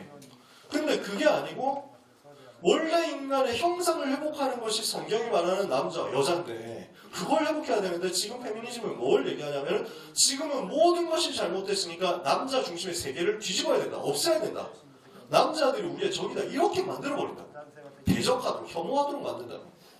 그러니까 근데 이게 랩런트들한테 주입된다니까. 그래서 랩런트 중에 교회를 떠나는 사람들이 벌써 나온다니까. 동성애 관련돼서요. 자, 그러면요. 요 랩런트들이 혼란을 일으키는데 결국 주제는 뭐냐면 완전 복음, 오직 복음이라는 것을 말하지 못하게 만들겠다는 사단의 전략이에요. 그래서 꼬리를 이렇게 딱 하는 거예요. 이건 별거 아니야. 동성애라는 자체는 사실 비율적으로도 크게 많은 건 아니에요. 인구 전체 인구에서 동성애자 몇 명이나 되겠어요? 사실 그리고 교회가 동성애자를 핍박한 적 있습니까? 없습니다. 동성애자를 보고 욕하고 막 지옥으로 가라 저주해 막 이런 적은 없습니다. 우리가 언제 그랬습니까? 영적 문제니까 치유받아야 된다. 이거 얘기했지. 당장 안 바뀌잖아. 그러니까 시간 걸려가지고 치유하면서 계속 복음 듣고 말씀 듣고 이렇게 해라. 영적 문제니까. 영적으로 문제 오니까. 이렇게 얘기했지. 그걸 보고 우리를 혐오 집단이라고 합니다. 이제는 기독교는 혐오 집단이라고 하는 것이 법무부 인권정책국장의 얘기입니다. 무슨 국장이든 하여튼 지금 검찰개혁단장으로 조국 장관이 임명해놓고 갔습니다. 그 사람이 핵심 검찰 개혁하겠다고 법무부 핵심 포스트에 앉아있는 그 사람이 한 얘기가 기독교는 혐오 집단이며 기독교와 절대 타협은 없다라는 얘기입니다. 그게 이미 전국까지 들어왔습니다. 미국의 언론을 잡고 있는 3단체, 미국의 문화를 잡고 있는 3단체, 이 부분에 영향을 받고 있는 것이 한국의 언론도죠. 이렇게 해가지고 전부 한국 사회 전체에 사실 깊이 들어가 있습니다. 전교조를 통해서, 언론도조를 통해서, 영화, 예술, 문화 이쪽을 통해서 쫙 들어가 있습니다. 랩런트들은 거기에 이미 큰 영향을 받고 있습니다. 영향을 받고 있는 줄도 모르고 아직은 모릅니다. 그게 오직 복음과 대치된다는 사실을 모르니까 대학에 가는 순간 대학 들어가서 거기서부터 무너지기 시작합니다. 부딪혀오기 시작합니다. 교회에서 하는 그것 잘못됐어 라는 것들이 올라옵니다. 실제로 올라와요. 랩런트들 중에서 올라오는 대화들입니다. 이건 막는 세교만, 랩런트의 혼란 막는 세교만 만들어야 돼요. 왜? 안 그러면은 오직 복음이라는 것을 지킬 수 없게 되거든요. 사단이 노리는 것은 요 부분이에요. 왜? 성경 속에서 동성애에 대한 부분은 차별적인 거니까 빼자라고 얘기를 하게 됩니다. 지금 중국에서 하고 있는 일들이죠. 중국에서 성경을 이제 새로 쓰겠다라고 얘기했습니다. 왜? 성경 보면은 너무 사회주의, 평등 사상에 맞지 않는 내용들이 많다. 중세, 봉건적 사상이 많기 때문에 여기에 맞지 않는 것들을 다 뜯어고칠 것이다. 사회주의에 맞게 성경을 새로 쓰겠다. 모든 경전을 새로 쓰겠다. 이렇게 나섰습니다. 요거는 중국에서만 할 내용이 아닙니다. 앞으로 점점 한국에서도 하게 될 내용들입니다. 한국의 목표는 뭐냐면 그렇게 해서 오직 예수라고 말하지 못하게 하겠다. 왜? 성경을 가지고 지금 얘기를 해야 되는 성경을 공격하죠. 성경의 텍스트를 공격하죠. 그렇게 하면서 하나하나 해체해 나가요. 그러면 결국 뭐가 해체되냐? 창세기가 해체되고 창세기 3장이 해체됩니다. 창세기 3장이 해체되면 창세기 3장 15절을 말할 수가 없게 됩니다. 그걸 공격해서 무너뜨리는 게 사단의 전략이고 이 안에 동조하는 기독교인들이 있고 신학자들이 있습니다. 신학자가 여기에 물들어 가 있어요. 이미 전 세계 신학교의 한 70%는 여기에 물들어 있습니다. 무너져 있는 거죠. 그러니까 우리가 신학교 위해서 기도할 수밖에 없습니다. 너무 어이가 없어서 제가 찾아놨거든요. 뭐라고 했냐면 지금 기독교 언론인데 한국 기독교 언론인데 예수의 이름으로만이라는 구호 때문에 뭐가 되냐면 교회가 폭력과 관계에 빠졌다. 그러면서 사도행전 4장 10절 보면 그리스도교의 절대성과 구원의 배타성을 뒷받침하는 성경적인 근거로 오랫동안 사용되어 왔다. 그러면 그리스도를 모르고 세계에 살고 있는 사람들은 죄인이며 구원의 대상이 아니라고 여러분 생각하십니까? 라고 목사가 하는 얘기예요. 지금 이게. 그러면서 지금 뭘 결정적으로 얘기하냐면 기독교 선교는 오직 예수를 말하는 기독교 선교는 전체주의적이며 제국주의적인 폭력적인 것이다 라고 얘기합니다. 그러면서 성경 안에는 진리에 대한 배타성과 다원성이 서로 모순적으로 각기 존재하고 있으니까 다른 길도 다 있다라고 주장합니다. 그러면서 쭉 결론에 보면 뭐라고 얘기하냐면은 개소리 쌉소리가 참 많은데 그래서 뭐라고 얘기하냐면 제 결론이에요. 오직 예수 그리스도만이 우리를 구원하신다는 제자들의 발언은 세상을 지배하는 전체주의적 이론과 논리에 대한 저항이고 반드시 이웃 종교에 대한 배타적 독선이나 믿지 않는 사람들에 대한 배제나 차별이 아니다. 권세가들을 향해서 하나님 앞에 겸손하라는 경고고 민중에게는 세상에 쫄지 말고 당당하게 맞서라는 격려일 뿐이다. 오직 예수 외에는 다른 이름은 없다라고 하는 것은 로마 제국주의와 맞서는 선언이었지 다른 종교의 구원 없다는 얘기가 아니다라고 가르칩니다. 요 얘기를 신학교에서, 요 얘기를 언론에서, 요 얘기를 학교에서 공식적으로 종교 가르칠 때 초등학교에서 심겠죠. 심어가고 있습니다. 이미 유치원에서부터 심고 있습니다. 그래서 만들어 놓은 게 이 정부에서 지금 만들고 추진해가지고 통과시킨 유치원 3법 이런 거 있잖아요. 유치원 교육까지도 유치원에서 나온 비리들을 이제 이 사람들은 꼬투리를 빅미를 삼아서 유치원 교육까지 국가가 잡아먹겠다는 거예요. 국가가 지배하겠다는 거예요. 어떻게 되겠냐 앞으로. 유 목사님은 2005년 세계대학 수련회 때, 2006년 세계대학 수련회 때 이미 경고했었습니다. 요 일은 지금 현실화되고 있는 것뿐입니다. 오직 그리스도라는 오직의 내용에 대해서 공격하는 흐름으로 세계관을 계속하고 있습니다. 우리는 어떤 정치인, 어떤 정당, 어떤 정부와 싸우지 않습니다. 우리는 그런 거 할 만한 가치 없는 사람이 아닙니다. 시간도 없어요 그런 거. 뭘 해야 되느냐? 세계관과의 싸움. 3단체가 만들어놓은 세계관과의 싸움입니다. 후대를 빼앗기지 않기 위한 세계관과의 싸움입니다. 이것 하지 못하면 우리는 희망이 없어요. 두 번째, 그래서 이것을 두고 우리는 문 닫는 교회를 살리고 실패되고 있는 사단에게 빼앗긴 신학교 현장 살려야 되기 때문에 안류 전략 쓸 수밖에 없습니다. 마지막 세 번째, 우리는 세계복음화 전도운동 전체를 위해서 그를 준비해야 됩니다. 뭐냐? 제5 RUTC 운동입니다. 그러니까 하나님은 이것을 여러분을 통해서 하기를 원하신다는 건 뭐냐? 복음이 변질되지 않게 하는 역사적 싸움입니다. 우리의 가장 큰 싸움이요. 사실은 이 복음과 복음운동, 전도운동 변질시키지 않기 위한 싸움입니다. 우리 1세대 목사님들이 무엇을 해주셨느냐? 이것을 우리가 담고 역사성을 가지고 우리의 현장에 묻습니다. 1세대 목사님들이 해주셨던 것, 이 오직 복음 회복하는 그 대열에 서셨던 거예요. 우리의 싸움은 그것을 변질시키지 않는 겁니다. 여러분, 복음은 능력이에요. 그리스도는 능력이죠. 여러분 알고 계시지 않습니까? 이 복음은 능력이기 때문에 복음 자체가 힘이 있어서 이 복음 자체가 능력이 되어서 현장을 집어삼킵니다. 그게 당연한 겁니다. 근데 사단은 그걸 알기 때문에 복음을 희미하게 말하도록 자꾸만 공격할 겁니다. 우리의 싸움은 복음 지키는 싸움이에요. 그것만 하면은 나머지는 하나님이 그 복음이 능력이라는 사실을 증명해 주실 거예요. 이게 우리의 싸움이에요. 앞으로 여러분 보세요. 가상현실 시대 보세요. AI 시대, 4차 산업혁명 시대 딱 들어가면요. 이제 점점 이 부분이 걸러지게 될 겁니다. 저는 제가 그런 덕질 이런 거 좋아하기 때문에 애니메이션 이런 거 좋아하고 하기 때문에 제가 작년에 나왔던 레디 플레이어 1이라는 영화를 굉장히 재밌게 봤어요. 제가 좋아하는 캐릭터들이 막 나오니까 아키라도 나오고 막 오버워치 캐릭터들도 나오고 곳곳에서 뭐 건담도 나오고 헬로키티도 나오고 다 나오고 피카츄도 다 나오잖아. 이런데 여기에서 이 가상현실 세계 속으로 들어가서 일어날 일들에 대해서 간단하게 설명하는데 모든 생활이 이 가상현실 속으로 들어가서 이루어지는 거야. 사실상. 그러니까 이 세계관 안에서 모든 것이 이루어지는데 이것을 두고 요한계시록은 이미 설명한 거예요. 요 세계관 안에 들어갔을 때 간단합니다. 오직 예수라고 말하는 사람은 차별금지법의 세계에 위반되는 사람이기 때문에 이 세계에 들어올 수 없다라고 막아버리는 거예요. 생각해 볼게요. 여러분 보고 유튜브 끊는다라고 하면 여러분의 취미생활의 상당수가 날아갈 겁니다. 굉장히 괴로워할 사람도 여러분 중에는 없겠지만 랩너트들 중에 많을 겁니다. 유튜브 영구 금지, 영구 차단 이러면 굉장히 괴로울걸요. 근데 심지어 이제 유튜브로 수익 창출하는 사람에게 있어서는 청천벽력 같은 일이거든요. 이게 그러면 유튜브가 만들어 놓은 제재 기준을 보면서 이걸 따라가야 되겠구나. 내가 여기서 돈 벌고 먹고 살려면 이런 사람들이 생각하겠죠? 당장 동영상 플랫폼 하나만 봐도 그래요. 근데 영적 세계관 전체로 봤을 때 어떻겠습니까? 그러니까 세계 자체가 삶 자체가 4차 산업혁명 시대에 들어가가지고 삶 자체가 이 속에 파묻히게 되는 상황이라면 어떤 일이 발생할까요? 사기업이 만들어 놓은 그 플랫폼 속에 들어가서 모든 거래와 모든 사회생활이 이루어지는데 이 사회생활 안에 들어가려고 하면 내 과거의 모든 발언이 하나하나 다 정리가 될 거예요. 빅데이터에 의해서. 요 발언 하나하나, 댓글 썼던 거 하나하나 이렇게 되면서 당신은 혐오주의자로 적발되었습니다. 삐빅 뭐 이렇게 해가지고 뭐 아웃 뭐 이렇게 되면은 이제는 그걸 해야 되는 입장이에요. 제발 살려주십시오. 저는 다시는 그런 말 하지 않을게요. 저는 이 속에서 게임하면서 평범하게 순종하면서 살겠습니다. 막 살려주십시오. 911 뭐 이렇게 해가지고 막 청문서 파문서 써야 돼. 악망문 써야 돼. 이렇게 되면 어떤 일이 발생할까요? 오직 예수라고 끝까지 말하겠다면 어마어마한 손해를 보는 시대. 그래서 그 손해를 보지 않기 위해서 다투어 달려가서 그 세계관 앞에 복종하는 시대.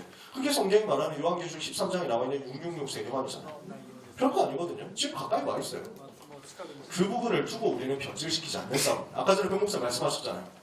4차 산업혁명 시대가 지금 6가지 도구는 뭘 말하냐는 말이에요. 지금 그 6가지 도구는 4차 산업혁명 시대의 산업방 포스트 1세대를 준비하는 영역적 싸움이라고. 그 속에 여러분이 계신 겁니다.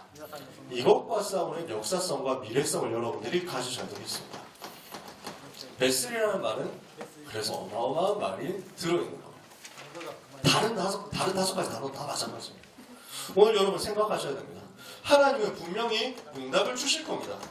로마서 16장 25절 27절 그 응답을 우리에게 주실 거예요. 영세 전부터 감춰졌다 이전에 나타나신 바 되었으며 영원하시는 명을 따라 선지자들을 부르 말미암아 신비의 계시를 따라 된 것이 이 복음으로 너희를 능히 경고하기 위해서 하나님께 영광이 세세무궁하도록 예수 그리스도로 말미암아 있을지어다 라고 했잖아요. 영세전 지금 세세무궁 이 응답을 하나님이 우리한테 반드시 주실 건데 중요한 것은 응답 담을 그릇이 준비되어 있느냐에 따라서 담기는 겁니다. 그죠?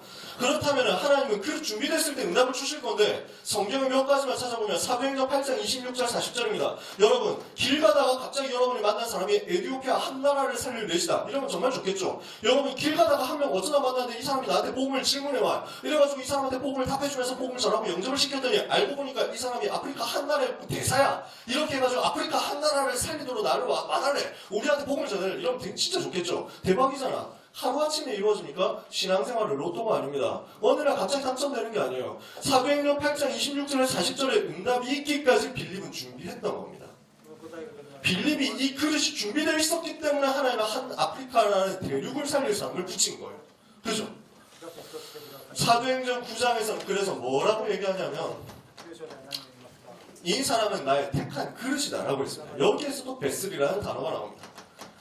9장 1절에서 15절인데 자, 그 이전에 아나니아라는 사람이 준비되어 있으니까 아나니아가 그릇 준비되어 바울이라는 사람을 붙인 거예요. 그죠? 그리고 바울이라는 사람이 준비되어 있으니까 택한 나의 그릇이라는 바울이 준비되어 있으니까 브리스길라 아굴라를 거기에 붙여준 거예요. 그죠? 그리고 나서 보니까 사도행전 18장 24절에서 28절에 아볼로입니다. 아볼로라는 목회자 중요한 사역할 사람인데 누구에게 붙여줬냐? 브리스길라 아굴라. 그릇 준비되어 있으니까. 여러분이 전도운동 전체를 두고 그릇 준비하시고 개인 보좌를 담는 응답. 그래서 보좌의 시간표 누리는 거. 현장 변화시키는 시간표. 미래 변화시키는 시간표. 전체 누려야 되겠죠. 요 그릇 준비하고 있으면 하나님 요걸 붙여줄 거예요. 마지막 세 번째. 자, 여러분에게 부탁하고 싶은 부분입니다. 우리가 준비하는 그릇은요. 세계복음화 될 때까지의 미래를 담은 그릇입니다. 무슨 말이냐. 유 목사님 이후에도 변하지 않을 세계복음화 운동을 담는 그릇입니다. 그러니까 세계복음화의 그 날까지 갈 그릇입니다. 이것을 준비하는 청년들이 되셨으면 좋겠어요. 이것을 정말 구체적으로 실제적으로 준비하는 여러분 되셨으면 좋겠어요. 마지막 말씀드립니다. 여러분은 저는 그렇게 생각합니다. 여러분하고 저하고 나이 차이 그렇게 많지는 않으시잖아요. 저는 그렇게 믿고 있던데. 네, 그렇다고 합시다. 근데요, 저는 제가 올해 저는 80년생이고 1980년생인데 저는 제가 세계에서 역사상 가장 축복받은 세대라고 확신합니다. 정말 저는 확신해요. 왜냐? 우리 세대하고 비교할 수 있는 세대는 초대교회밖에 없어. 나머지는 우리가 깨달은 만큼 예수가 그리스도라 복음 들어본 적이 없어요. 나머지는 우리가 깨달은 성경적 전도운동 20가지 전략에 대해서 들어본 적도 없고 해본 적도 없어요. 제일 비슷한 후보자가 무디 정도예요. 무디 전도운동이 일어날 때 무디가 순수하게 복음 전하면서 역사 많이 일어났거든요. 근데 무디가 한 메시지를 보면 예수가 그리스도라고 말하지는 않았어요. 무디가 한 전도운동의 흐름을 보면 성경적 전도 전략 20가지는 아니고 현장에 사람 끌어모으는 전도였어요. 페스티벌이었지. 부흥 전략이었지. 그렇다고 하면은 20가지 성경적 전도 전략과 이 복음, 오직 전도, 오직 렘넌트라는 요 흐름을 회복한 게 초대교회 아니면 우리밖에 없다는 결론이에요. 지구 역사상 가장 축복받은 세대 후보자 둘 나왔습니다. 노미네이트 2개 됐습니다. 누가 최종 우승이냐? 저는 우리가 최종 우승이라고 생각합니다. 유 목사님 모시고 유 목사님 통해서 메시지 듣고 있는 우리가 최고 세대다. 초대교회 사람들은 우리한테 얘기할 겁니다. 야, 우리는 예수님을 직접 봤어. 이러면서 할 거예요. 우리는 그 앞에서는 좀 할 말이 없습니다. 약간 공색해집니다. 근데 우리는 할 말이 있습니다. 여러분, 뭐 예수님 몇 년 보셨는데요? 뭐 이렇게. 3년밖에 못 봤어요, 예수님을. 그죠? 공생에 3년이었어요. 그리고 그 3년 동안 예수님을 못 본 제자들도 엄청 많았어요. 대표적으로 바울을 못 봤습니다. 그죠? 바울이 예수님 본 적 없어요. 그 공생의 3년 기간 동안 못 봤다니까? 그러면 우리가 결정적으로 우리가 앞설 수 있는 건 있습니다. 성경 66권 초대교회는 안 가지고 있었습니다. 우리는 가지고 있어요. 더 필요한 게 없어. 이 안에 복음, 전도, 세계복음 다 들어있는 거야. 그 정리된 메시지를 가지고 유목사의 메시지 통해 가지고 복음 회복하고 전도 운동하고 있는 성경적 전도 운동하고 있는 우리 세대 얼마나 복된 세대인지 아십니까? 여러분들도 비슷할 건데 저는 너무 제가 축복받아 생각하는 게 저는 유목사님 40대이던 시절을 봤기 때문에 40대일 때부터 유목사님이 40 몇 살일 때부터 메시지 들었기 때문에 지금보다 지금도 젊으시지만 그때는 많이 젊으셨거든요. 그래서 그때 메시지 듣고 하던 기억 되게 생생합니다. 여러분 앞으로 10년 후 유목사님 80세이시고요. 20년 후 90세십니다. 몇 살까지 계시고 몇 살까지 활동하시냐 그건 우리는 모릅니다. 하나님이 작정해놨죠. 그러나 언젠가는 유목사님의 메시지를 영상으로만 봐야 되고 글로만 봐야 되는 세대가 옵니다. 그때 됐을 때 복음이 변질되지 않겠습니까? 그때 됐을 때 이 세계복음 운동 변함없이 흐트러짐 없이 갈 수 있겠습니까? 그 싸움을 하는 것은 우리 세대, 여러분 세대입니다. 그것을 위한 메시지를 준비해 여러분이 응답받게 되시길 주님의 이름으로 축복합니다. 시간이 다 갔습니다. 질문하실 분 잠깐만 질문해 주시면 짧게 답을 드릴 수 있도록 하겠습니다. 질문 있으신가요? 네네네.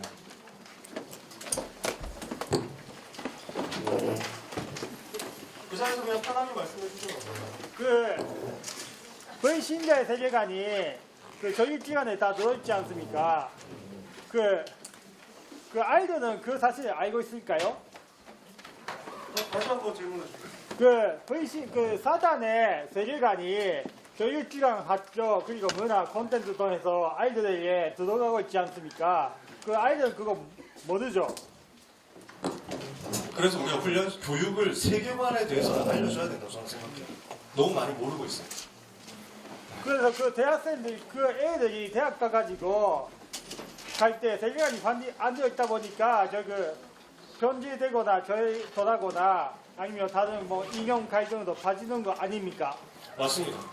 실제로 그런 것들이 보이고 그 부분을 해줄 수 있는 부모님이 그 역할을 해줄 수가 없고 지금 사실상 그러면서 학교에서 선생님 학교에서 학원에서 실제 선생님들이 그 역할을 반대로 오히려 해주고 있기 때문에 정말 교회에서 랩넌트의 세계관을 잡아줄 사람 너무 필요해요.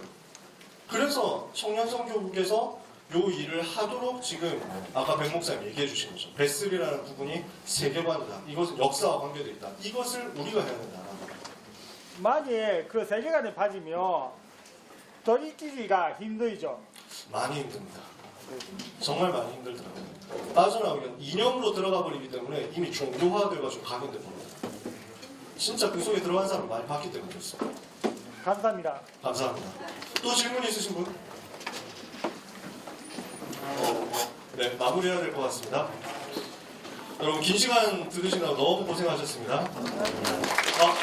잠깐만요. 저희 아직 다 끝난 건 아니에요. 우리 사회자님 나오셔가지고 마지막 진행을 해주실 거예요. 강성 목사님께 다시 한번 박수 부탁드리겠습니다. 오늘 청주 충주 지부장 되시는 정석진 목사님 나오셔서 축도로 모수 주시겠습니다.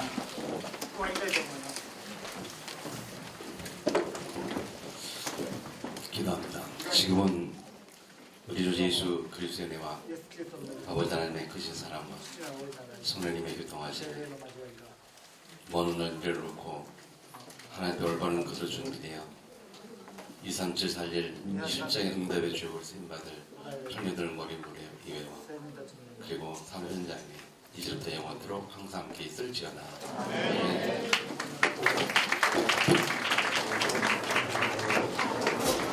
본당 가셔서 폐